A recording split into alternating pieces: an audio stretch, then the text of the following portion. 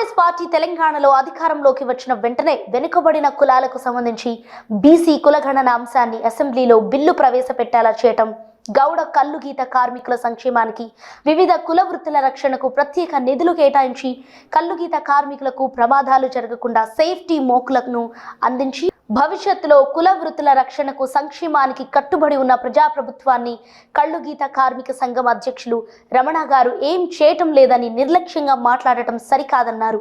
బలహీన వర్గాల నాయకుడిగా పొన్నం ప్రభాకర్ గౌడ్ గారి కృషికి హుస్నాబాద్ నియోజకవర్గ గౌడ సంఘం చైర్మన్ మార్క అనిల్ గౌడ్ కృతజ్ఞతలు తెలిపారు. కల్లుగీత కార్మికులకు సంబంధించి తెలంగాణ రాష్ట్ర ప్రభుత్వం సేఫ్టీ మోకులను అందించడం జరిగింది. మరి నిన్నగాక మొన్న కల్లుగీత కార్మిక సంఘం రమణ గారు ఒక స్టేట్మెంట్ ఇవ్వడం జరిగింది. గత ప్రభుత్వం కావచ్చు, ప్రస్తుతం ఉన్నటువంటి ప్రభుత్వం కల్లుగీత కార్మికులకు న్యాయం చేయలేకపోతా ఉందని చెప్పి వారు మాట్లాడడం జరిగింది. అది ఎంతవరకు వారు అట్లా మాట్లాడడం సబబు కాదు.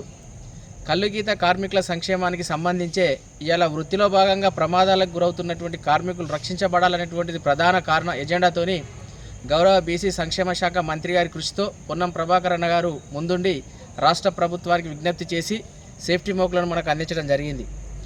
అదేవిధంగా గతంలో కాంగ్రెస్ ప్రభుత్వం అధికారంలో ఉన్నప్పుడు 200 రూపాయల పింఛన్ కూడా అప్పుడు ఎంపీగా ఉన్నటువంటి ప్రభాకర్ అన్న గారి కృషితో 50 సంవత్సరాలకే కార్మికులకు అందించడం జరిగింది.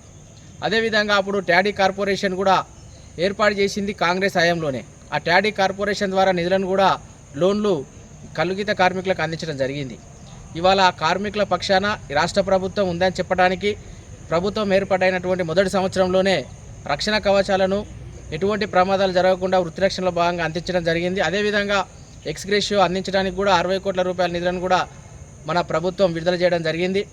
బడుగు బలహీన వర్గాల నాయకుడిగా బలహీన వర్గాల సంక్షేమానికి నిరంతరం ఆలోచించేటువంటి పొన్నం ప్రభాకర్ గారు సబండ వర్గాలకు న్యాయం చేయాలనేటువంటి ఉద్దేశంతో బీసీ కులగణన లాంటి ఒక అంశాన్ని తెర మీదకి తీసుకువచ్చి కాంగ్రెస్ ప్రభుత్వం గెలిచిన వెంటనే అసెంబ్లీలో బిల్లు ప్రవేశపెట్టడం, ఆ దిశగా అడుగులు వేయడం, రేపు రాబోయేటువంటి స్థానిక సంస్థల్లో కూడా అమలు పరిచే దిశగా జనగణన కూడా చేయడం మొదలుపెట్టినాయి. కాబట్టి ఈ విధంగా ప్రభుత్వం అన్ని రకాలుగా ఈ యొక్క బలహీన వర్గాల పక్షాన పనిచేస్తున్నటువంటి క్రమంలో మన కార్మిక సంఘాలు ఏవైతే ఉన్నాయో బీసీ కులాల్లో ఉన్నటువంటి వృత్తులు చేసుకునేటువంటి అందరికీ కూడా ప్రత్యేకించి ప్రభుత్వం ప్రత్యేక శ్రద్ధ వహించి రానున్నటువంటి భవిష్యత్తులో సంక్షేమం గురించి ఆలోచించేటువంటి పరిస్థితుల్లో మనం రాష్ట్ర ప్రభుత్వం కల్లుగీత కార్మికులకు ఏమని చేయలేదని చెప్పడం చాలా బాధాకరం.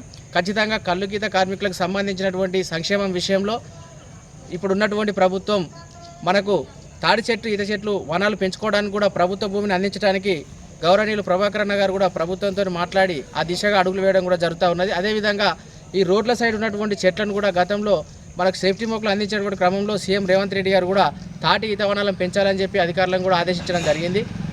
ఈ రకంగా ప్రభుత్వం మన పక్షాన నిలబడి అనేక రకాల కార్యక్రమాలు తీసుకొని సంక్షేమానికి ముందడుగులు వేస్తూ ఉంటే మనం ప్రభుత్వాన్ని నిందించడం ఎంతమాత్రం సబబు కాదు. ఖచ్చితంగా రేపు రాబోయేటువంటి భవిష్యత్ కాలంలో కూడా కల్లుగీత కార్మికులకు ఒక రక్షణగా, ఒక సంక్షేమ సారథిగా ఈ ప్రభుత్వం ఉంటుందని చెప్పి ఆశిస్తూ